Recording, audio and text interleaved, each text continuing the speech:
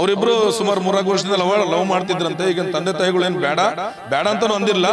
ಅವ್ರದ್ದು ಚೈಲ್ಡ್ ಅಂತ ಹೇಳ್ಬಿಟ್ಟು ಬೇಡ ಅಂತ ದೂರದಲ್ಲಿ ಬಿಟ್ಟಾಗ ಆಮೇಲೆ ಅವರು ಇದ್ರಂತೆ, ಅದು ಗೊತ್ತಿಲ್ಲ ಪಾಪ. ನಾನು ನಿನಗೆ ನಿಜವಾಗ್ಲೂ ಇಷ್ಟನಾ? ತುಂಬಾ ಇಷ್ಟ ಕಣೋ, ನಿನ್ನ ಜೀವ ಕಣೋ. ಪ್ರೀತಿ ನೀ ಹುಟ್ಟೋದಲ್ಲಿ ನಿನ್ನ ಆತವರೂರಲ್ಲಿ ಯಾವ ಕಾಂಟ್ರಾಕ್ಟ್ದಾರ್ ಇದ್ದಾನೆ ಇವಾಗ ಏನು ರೋಡ್ ಮಾಡ್ತಿದ್ದಾನೆ, ಆ ರೋಡ್ ಅವನಿಗೂ ಕೂಡ ಅವನ ಮೇಲೆ ಕೂಡ ಕೇಸ್ ಆಗ್ಬೇಕು ಈಗ ಸದ್ಯಕ್ಕೆ.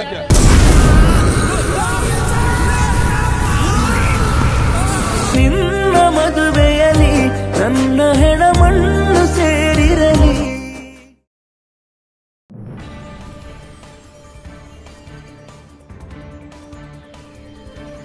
ಅಬ್ಬಬ್ಬ, ಚಿಕ್ಕಮಗಳೂರಲ್ಲಿ ಭೀಕರ ಅಪಘಾತ. ಪ್ರಿಯಕರನ ತಲೆ ಕಟ್, ಪ್ರೇಯಸಿಯ ನಾಲಿಗೆಯೇ ಕಟ್. ರಾಷ್ಟ್ರೀಯ ಹೆದ್ದಾರಿ 173ರಲ್ಲಿ ಭಯಾನಕ ಆಕ್ಸಿಡೆಂಟ್.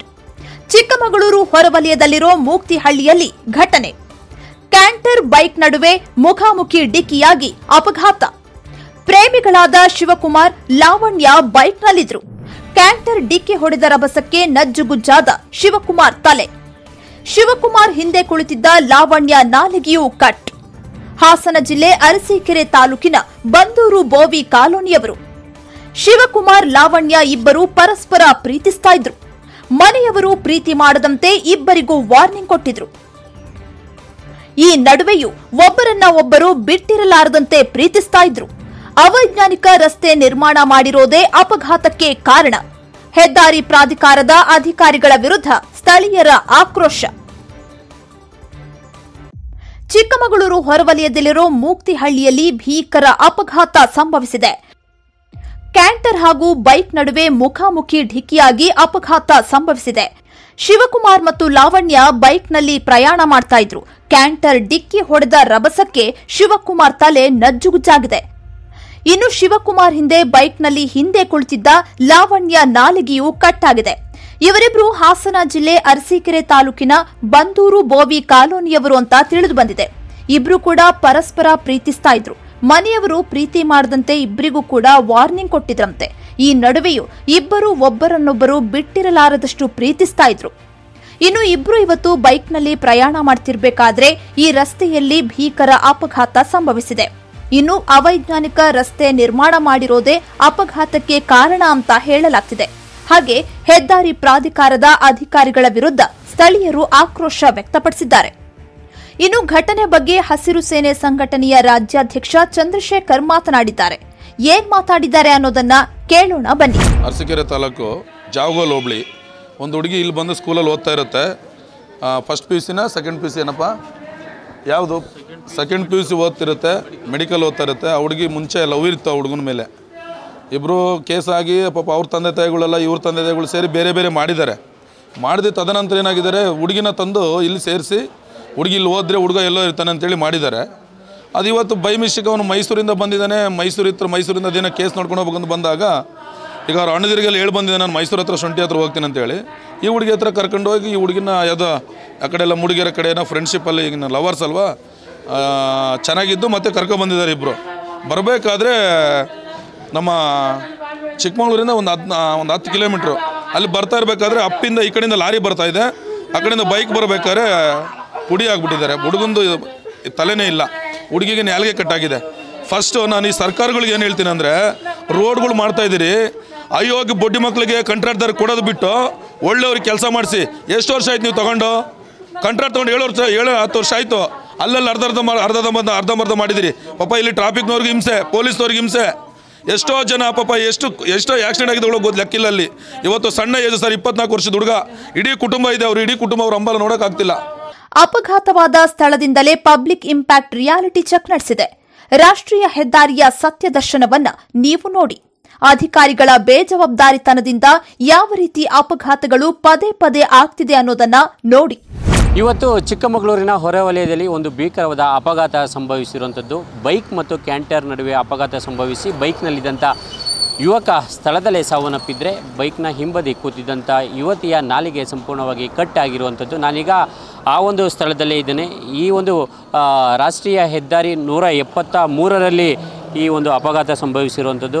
ನೀವು ನೋಡ್ತಿರ್ಬೋದು ಈ ರಸ್ತೆ ಯಾವ ರೀತಿಯಾಗಿ ಇದೆ ಅಂತ ಹೇಳಿದರೆ ಇದನ್ನು ಒಂದು ರೀತಿಯಾಗಿ ಡೆಡ್ಲಿ ರಸ್ತೆ ಅಂತ ಕರೀತಾರೆ. ಯಾಕಂತ ಹೇಳಿದರೆ ಈ ರಸ್ತೆಯ ಅಗಲ ರಾಷ್ಟ್ರೀಯ ಹೆದ್ದಾರಿ ಅಂತ ಕರೆಸ್ಕೊಂಡ್ರೂ ಕೂಡ ಅಗಲ ಜಾಸ್ತಿ ಇಲ್ಲ, ಕೇವಲ 5.5 ಮೀಟ್ರ್ ಅಷ್ಟೇ ಇರುವಂಥದ್ದು. ಹಾಗಾಗಿ ಒಂದು ಸೈಡ್ ಏನಾದರೂ ಹೊರಗಡೆ ಟೂ ವೀಲರು ಅಥವಾ ದ್ವಿಚಕ್ರ ಚಾಲಕರು ಏನಾದರೂ ಸ್ವಲ್ಪ ಹೊರಗಡೆ ಬಂದರೂ ಕೂಡ ಕೆಳಗಡೆ ಬೀಳುವಂಥ ಸಾಧ್ಯತೆಗಳು ಹೆಚ್ಚಿನದಾಗಿರುತ್ತದೆ. ಇವತ್ತು ಕೂಡ ಅದೇ ರೀತಿಯಾಗಿ ಒಂದು ಅಪಘಾತ ಸಂಭವಿಸಿರುವಂಥದ್ದು. ನೀವು ನೋಡ್ತಿರ್ಬೋದು ಈ ರಸ್ತೆಯ ಅಂಚು ಯಾವ ರೀತಿಯಾಗಿದೆ ಅಂತ ಹೇಳಿದರೆ ಎಂಡ ಏನಿದೆ ಆ ಎಂಡಿನಿಂದ ಕೆಳಗಡೆ ಮಣ್ ರೋಡಿಗೆ ಏನಿದೆ ಬರೋಬ್ಬರಿ ಒಂದು ಎಷ್ಟು ಗ್ಯಾಪ್ ಇದೆ ಅನ್ನೋಂಥ ನೋಡ್ಬೋದು. ಹಾಗಾಗಿ ಅತಿ ವೇಗದಲ್ಲಿ ಒಂದು ವೇಳೆ ವಾಹನ ಸವಾರರು, ಅದರಲ್ಲೂ ಕೂಡ ದ್ವಿಚಕ್ರ ವಾಹನ ಸವಾರರು ಬಂದರೆ ಅವರು ಈ ಒಂದು ಅಂಚಿನಿಂದ ಕೆಳಗೆ ಇಳಿಸಿದರೆ ಅತಿ ಹೆಚ್ಚು ಬಾರಿ ಬೀಳುವಂಥ ಅವಕಾಶಗಳು ಇದೇ ರೀತಿಯಾಗಿ ಪದೇ ಪದೇ ಪುನರಾವರ್ತನೆ ಆಗ್ತಿರುವಂಥದ್ದು. ಹಾಗಾಗಿ ಇವತ್ತು ಕೂಡ ಈ ಒಂದು ಸ್ಥಳದಲ್ಲಿ ಹೋಗ್ತಿದ್ದಂಥ ಏನೊಂದು ಯುವಕ ಯುವತಿ ಹಾಸನ ಮೂಲದ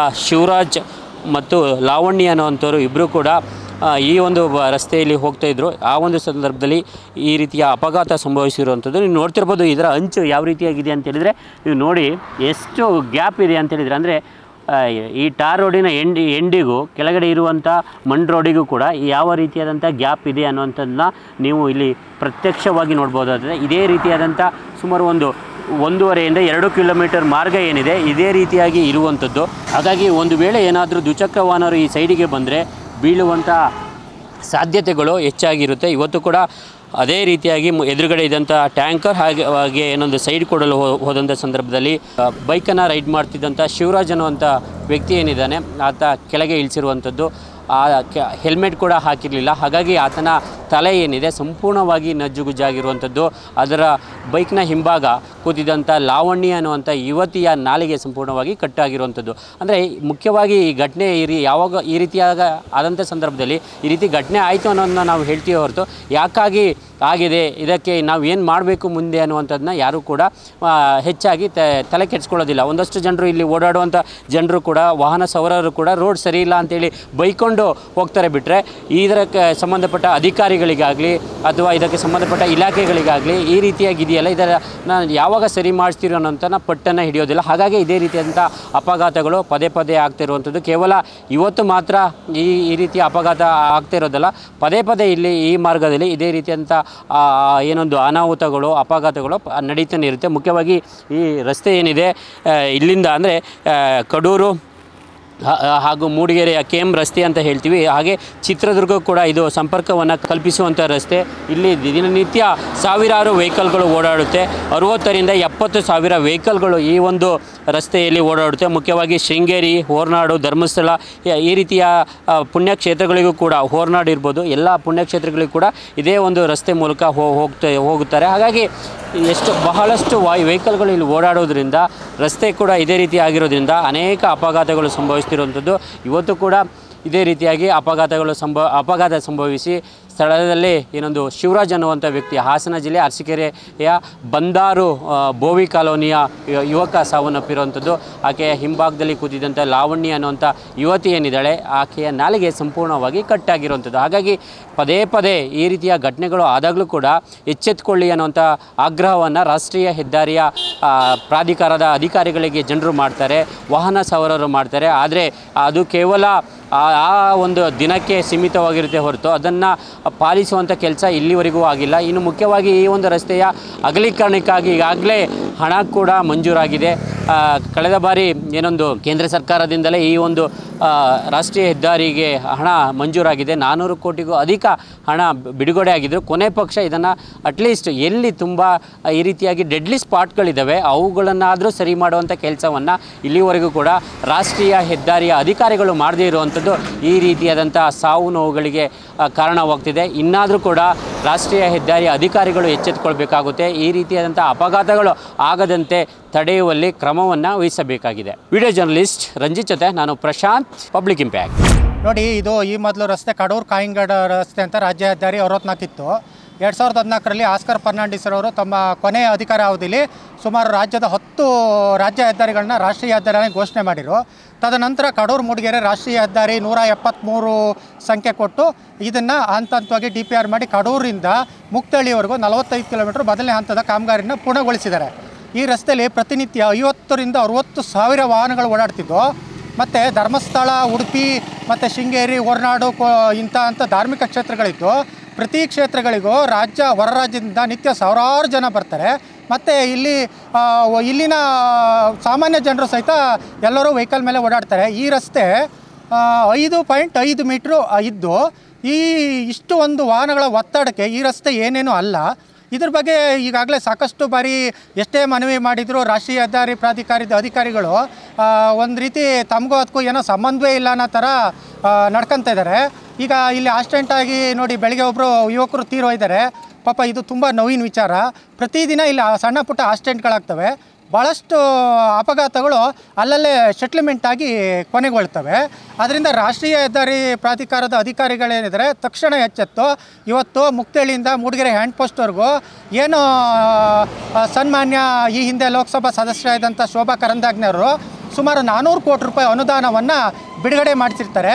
ಅದಕ್ಕೆ ತಕ್ಷಣ ಈ ರಸ್ತೆನ ಅಗಲೀಕರಣ ಮಾಡಬೇಕು ಅಂತ ನಾವು ತಾಲೂಕು ರೈತ ಸಂಘದ ಅಧ್ಯಕ್ಷರಾಗಿ ಸಾಮಾನ್ಯ ಜನರ ಪರವಾಗಿ, ಸಾರ್ವಜನಿಕರ ಪರವಾಗಿ ನಾನು ಕೇಳ್ಕೊಂಡೆ. ಮತ್ತೆ ನೋಡಬೇಡ ತಿರುಗಿ ನೀನು,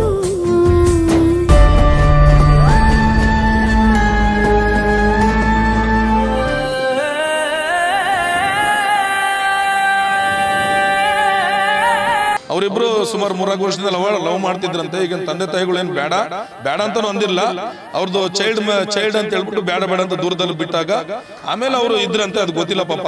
ನಾನು ನಿನಗೆ ನಿಜವಾಗ್ಲೂ ಇಷ್ಟನಾ? ತುಂಬಾ ಇಷ್ಟ ಕಣೋ, ನಿನ್ನ ಜೀವ ಕಣೋ. ಪ್ರೀತಿ ನೀ ಹುಟ್ಟೋದಲ್ಲಿ ನಿನ್ನ ಆತವರೂರಲ್ಲಿ ಯಾವ ಕಂಟ್ರಾಕ್ಟ್ದಾರಿದ್ದಾನೆ ಇವಾಗ ಏನು ರೋಡ್ ಮಾಡ್ತಿದ್ದಾನೆ, ಆ ರೋಡ್ ಅವನಿಗೂ ಕೂಡ ಅವನ ಮೇಲೆ ಕೂಡ ಕೇಸ್ ಆಗ್ಬೇಕು ಈಗ ಸದ್ಯಕ್ಕೆ.